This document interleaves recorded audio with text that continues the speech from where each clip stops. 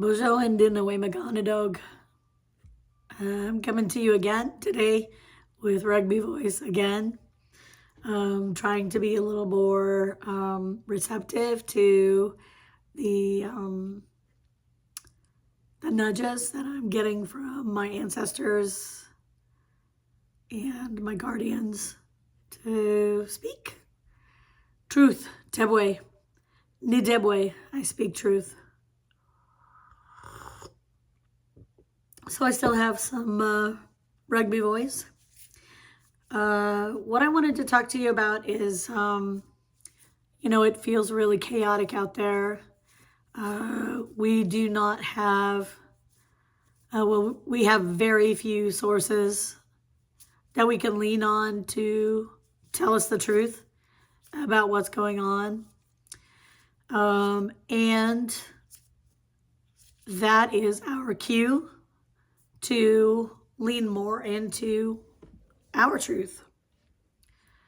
And I don't mean our untested truth, our truth that won't withstand critical thinking. If you have not subjected your truth to critical thinking, maybe it's not truth. I mean, it could be. I'm not saying you couldn't, but I just think that everyone should test their intuition and make sure that you're operating from a place of love and not fear, which is very hard to do in this current moment. Not impossible, just very difficult. As I begin to talk more on this channel, you will hear me talk about the difference between possibility and probability. Both are tools that we can use to help determine where we go. And I had mentioned that I was going to be doing different zones. I'm still trying to test that out and see what that's like. So I thought I would do an extraterrestrial Twyla zone today and show you a little bit of my learning. I have been a student, a very informal student of astrology and tarot and oracle cards, but I've been doing it for a long time. So when I say to you that I'm an informal student, what I mean by that is that I don't follow anyone's prescribed methodology. I pay attention to those methodologies. I listen to those methodologies, and then I take that into my spirit and I sort it out. I critically think about it to determine what I think is truth, what I think is worth moving forward. Now, I do that after I have checked in and made sure that my heart is in a good place, that I'm not projecting, that I'm not letting the ego lead, which all of those things are not easy elements to accommodate for. And we all have wounds, and we all have ego, and we all have this innate compunction for projecting onto others our beliefs, our wounds, our needs, instead of turning inward and really putting those to the test. So this evening, I thought I would do a really basic oracle card draw for you guys. I've never done this before. I don't know if I'll ever do it again, but I want to kind of experiment with this. I do it with myself all the time. The cards that I draw are always on point for me. And I don't usually do it for anyone else but myself. So this is new, and it may be a disaster. I mean, who knows? But I'm going to try, and we'll see where it goes from there. So more tea. Little chamomile tea in here. And it's got a little spot of Edinburgh gin in there to help me with, well, to honor some of my ancestors and Scottish ancestors, and to help me kind of stay grounded a little bit. Now, some people might say, well, what are you doing with alcohol, reading cards? And for other people, maybe that's a problem. For me, until Spirit tells me it is a problem, it's not a problem. So I'm just going to move forward. What I want you to think about is I want you to think about what's your role in this time of chaos. And I know for me personally, I'm kind of debating, I mean, do I go and show up to a protest? I've done it before. Is that what I'm called to do right now? And if the answer for me is no, am I being a chicken? Or am I really following Spirit? What are the gifts that I have to bring to this fight? Full disclosure, I am a huge fan of the movie Rogue One. When it came out in 2016, I said that is my favorite Star Wars movie of all time. And then Andor came out and proved to me that I was onto something. It's brilliant.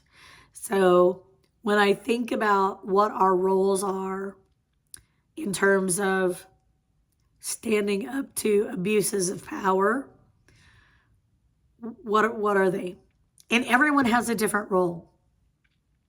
I'm kind of going a little far afield here. Bear with me. I have this concept that I've been working on. It's not new. Many traditions and cultures, I think, follow it. It's just not well advertised is not the word, but anyway. If we are to be successful in our resistance, in our fight for equality and equity, we have to be a circle that feeds into itself. So the inner circle is perhaps the people who are doing the spiritual work, and each ring outside of the inner circle has done their spiritual work and then moves out to the outer circles and moves out to the outer circles until they are the outermost part of the circle actually doing the resistance and standing up. And that's only for a time. That can't be sustained perpetually with anyone. So those people then do their part, and then they feed back in to the inner circle where they can be healed and they can get a new dose, a new, I don't want to use the word injection. It's the only word that's coming to me right now, but a new, a refreshment of their spirit work. And then they go back out ring by ring. That's what I feel like we should be doing. But I don't know personally, where am I in that circle? Am I going to stay in the inner circle? I mean, I'm like Gen X punk girl. Like part of me feels like I need to be out here on this edge. I'm also coming into elderhood. And so, you know, what's right for me what's the right path for me to behave in this time in the resistance? Maybe it's the outward. I don't know.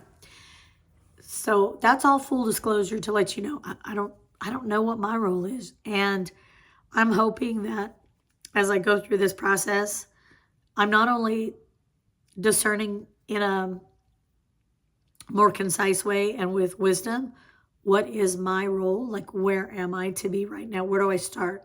Because I feel like I've spent a lot of time in the inner circle. Is it time for me to radiate out? Or is it time for me, or do I stay in the inner circle doing the spiritual work? And that's not to say, by the way, caveat, that in the outer circles, that's not spiritual work. 100% that's spiritual work. It's just more concentrated in the center. That's my theory. Sorry. I know it's really bad manners to slurp my tea, but I'm going to do it anyway because of my channel. All right. So tonight I chose a oracle deck that I absolutely am in love with. It is the Rose Oracle by Rebecca Campbell. And it's the first oracle deck that I received of her work. I have since expanded. I have the Starseed Oracle, and now I have the Sacred Waters. I think that's what it's called, the Sacred Waters Oracle. I just got that, so I'm attuning to it and making sure that it aligns with my spirit. I mean, I knew it when I ordered it, so there's not a whole lot of work that needs to be done there. But because water is such an important part of my identity, not only as a Ojibwe, but as Twyla. I'm going to need to spend a little more time with that before I take it, broadcast. So, gosh, I'm so blind. Can I read this? Oh my gosh. May the healing mysteries of Mother Rose help you remember the future rose garden seated within. How beautiful is that? For me, roses are very special. My grandmother, her middle name was Rose. And whenever I feel down and out in the world, a rose scent will come into my world. And I burn a rose candle when I'm doing my meditation. So let's, I guess, jump into it. Now, I'm just sitting here thinking I probably should have brought some glasses. But maybe we'll just let our intuition build off of the cards. All right. So my question for all of us is,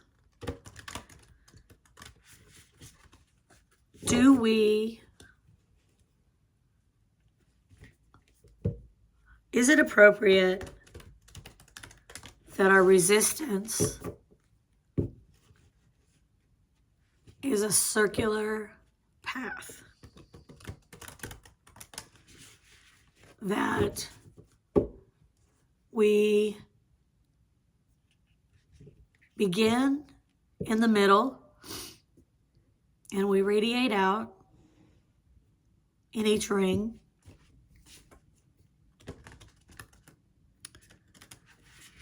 Slowly making our way to the outer ring, believing in divine timing. So by the time we get to the outer ring and are interfacing with the chaos and the darkness, trusting that we are fully provisioned spiritually, physically, mentally, and emotionally for that battle. All right.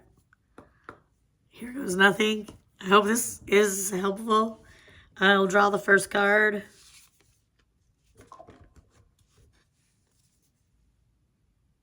Oh my God.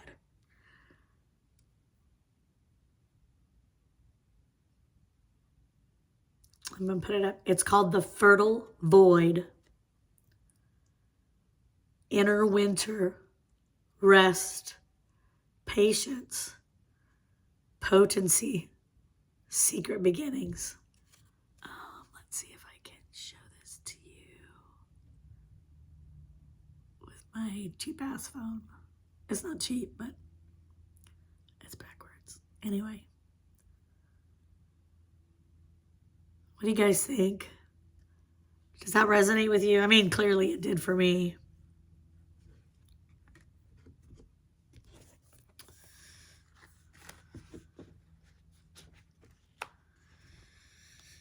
The Fertile Void. This is a very auspicious card. It holds the potent golden seeds of a new beginning and the aftermath of an end. We're called to have patience and enter a state of deep rest, repair, regeneration, and acceptance. To let a part of our lives, or even who we once were, metaphorically die in order to seed sprout, bud, and bloom again. There's often a letting go, a grief or mourning involved, a death of self or what once was, the ending of things that were once important, relationships, jobs, identities, ways of being. The fertile void asks that we honor endings to begin again. It's a crucial part of growth, and new isn't possible without it. In the card, you can see the golden seed cradled in the dark, fertile womb of the soil. It's easy to mistake this phase of growth as one where nothing much is happening, but beneath the surface of the winter soil, things have never been more active. Winter is a phase of initiation, renewal, and rebirth. When we're going through a period of inner winter, we experience this too. We metaphorically go underground by coming to a standstill and allowing ourselves to recover and rest. We don't realize it, but this is the most important part of our growth, and it takes faith and surrender to do it. Trust the sureness of the soil. The new is being woven without you having to micromanage every move. Trust the sureness of the soil. Be cradled by the great mystery. This is a very tender, powerful time. How can you surrender into the great mystery? So, man, there's a lot of mystery surrounding us, right? Wondering what's next, barely able to get a breath because it's one thing after another. The reality of people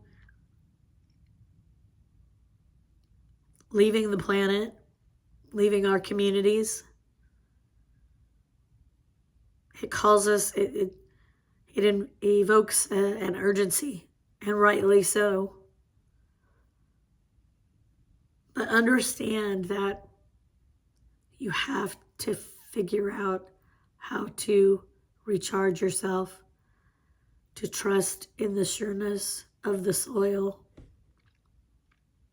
I believe that the soil that we who are called to this work is that soil is vibrant, it's fertile, it's fecund.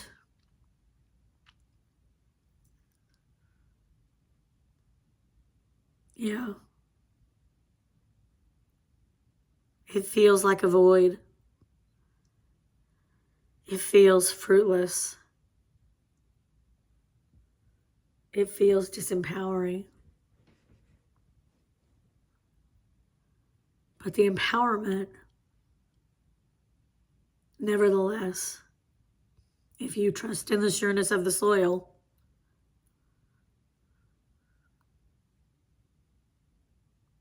that's growing. Give yourself that rest.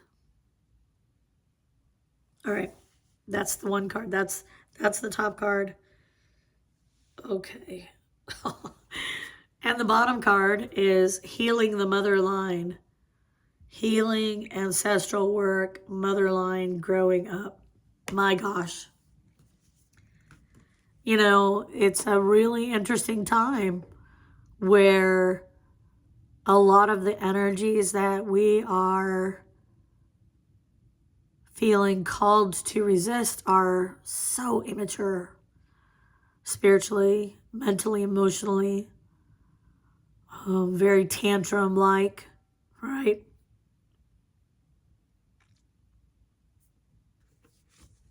See if I can show you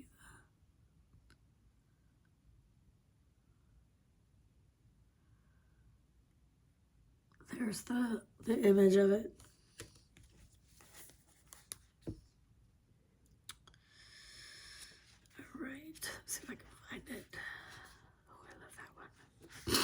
All right. Good Lord.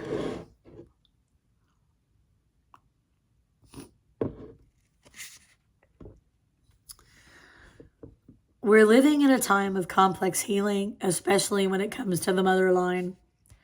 Collectively, we're facing the intergenerational trauma that colonialism and patriarchy have imprinted on us. So many born to mothers who were not mothered themselves. It's time to mend the chain. So many of our ancestral lines have experienced brutal persecution and separation from the sacred feminine. We're seeing that real time right now. It's not up for debate. So this is something that I want to make sure that we land on. This is not up for debate. In previous conversations, in previous iterations, when we talk about intergenerational trauma,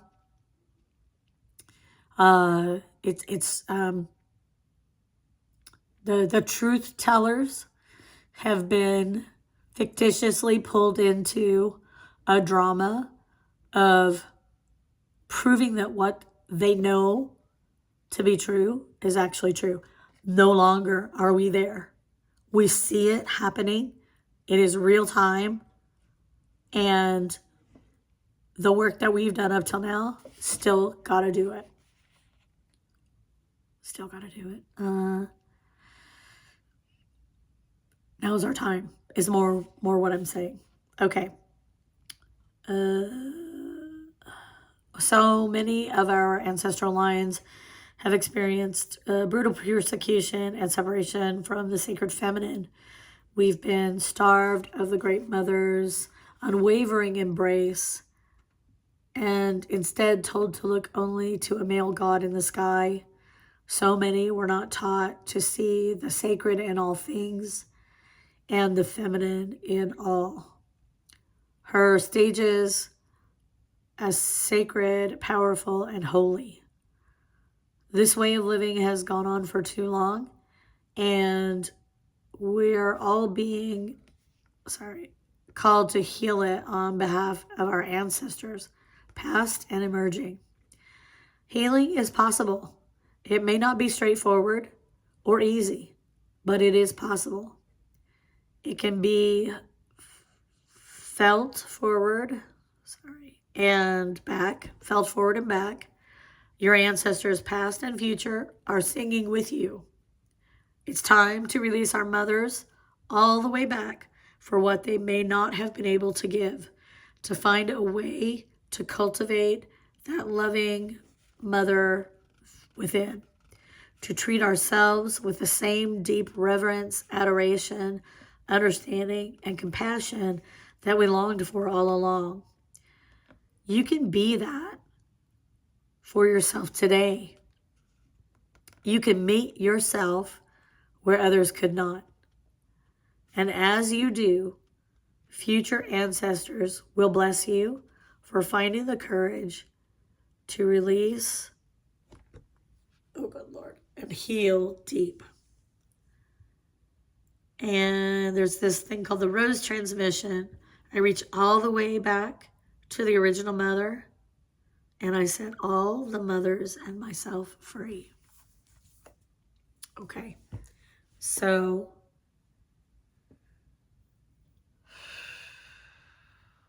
like my spirit is really contemplating,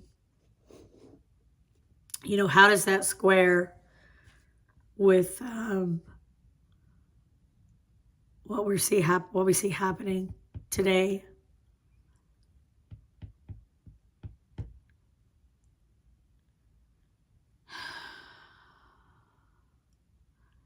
It's absolutely heartbreaking, the separation of mothers and fathers from their children, unnecessarily, brutally.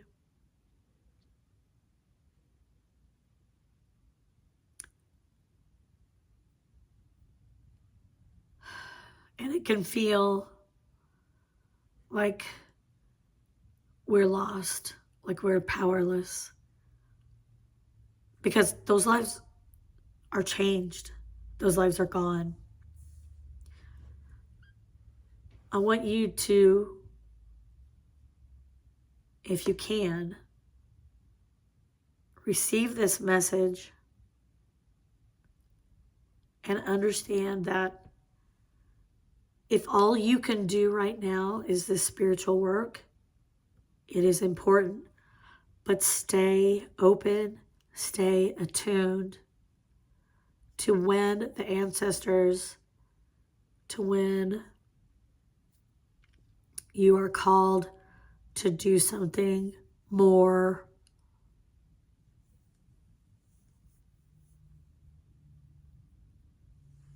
tangible right now.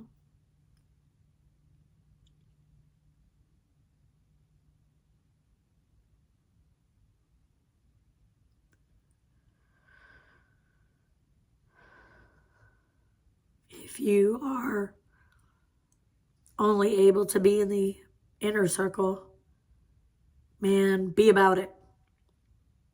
Be about it and be ready for the moment when you're called to migrate out of that inner circle. Be ready for when you're called to migrate to another circle outside. Be ready for when you're called to migrate to that outer circle. Don't rush to the outer circle until you are in a place where you can do good, actual good, and pray in a good way for the people who are on the outer circle.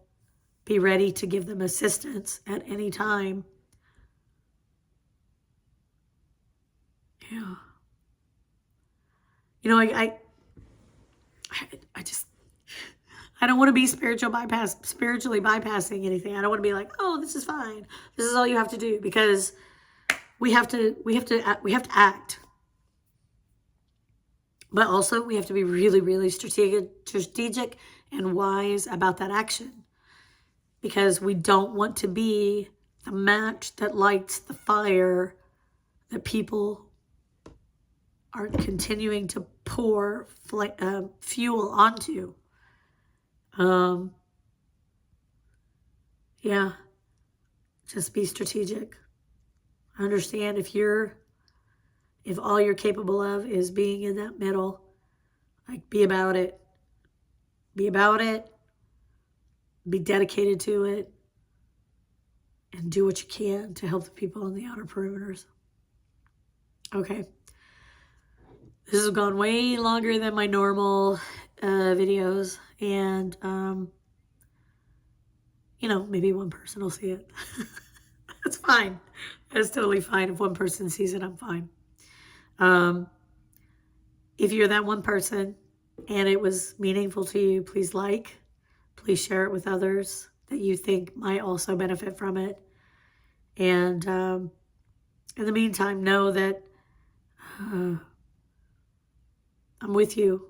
I'm with you, and I'm trying to work through it myself. And I think everyone is. And be good to yourself. Remember the 7 grandfather teachings. I'm gonna do a deeper dive on the 7 grandfather teachings soon. But yeah. Bama P. Be well.